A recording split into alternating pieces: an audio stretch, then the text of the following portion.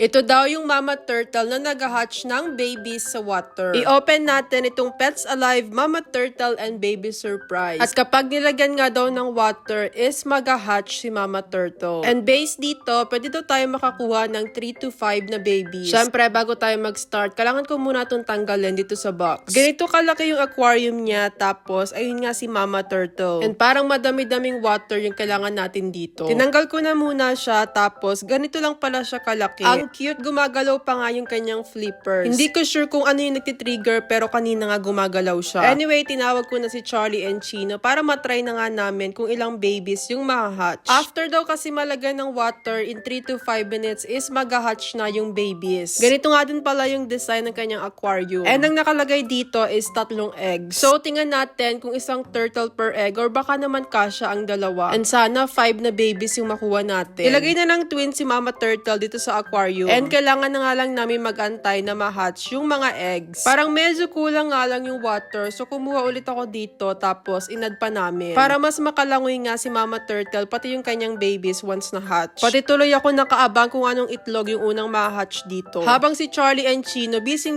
sila sa pag-share ng apple na buto na lang. And finally, ito nga at na-hatch na yung first egg. Meron na tayong baby number 1 na turtle. And maya-maya lang din, ayan, na-hatch na yung number 2 na baby turtle. Diba? Super bilis, magkakasunod talaga sila. After few seconds lang, ayan, na-hatch na din yung third na baby. Super happy na ni mama turtle kasi nga na-hatch na yung kanyang mga babies. Kaso, 3 baby turtles lang yung nakuha natin. So, yung mga baby turtles pala is na-attach dun sa mama turtle. Ito yung mga colors na nakuha natin and pwede na nga silang mag-swim. Diba? Magkakasama silang 4 na mag-swim. And ayan, super cute. Nasa water na sila. Kasama na ni mama turtle ang kanyang 3 babies. Sayang lang kasi parang mas masaya kung 5 yung babies yung hila-hila niya. Happy din naman ang twins kahit 3 lang yung na-hatch. And ang tagal nga nila tong pinapanood. And pwede rin daw nila tong ilagay sa kanilang bathtub.